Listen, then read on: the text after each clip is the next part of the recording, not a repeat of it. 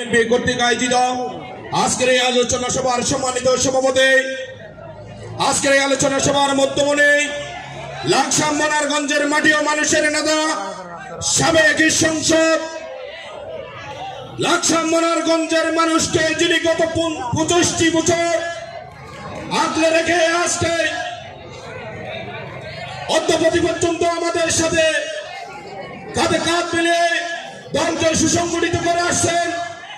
যিনি বৃহত্তর কুমিল্লার সাবেক সাংগঠনিক সম্পাদক,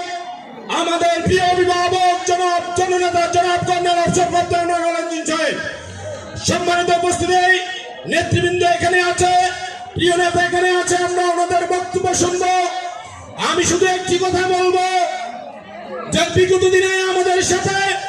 ছিল এবং আছে যারা 2008 সালে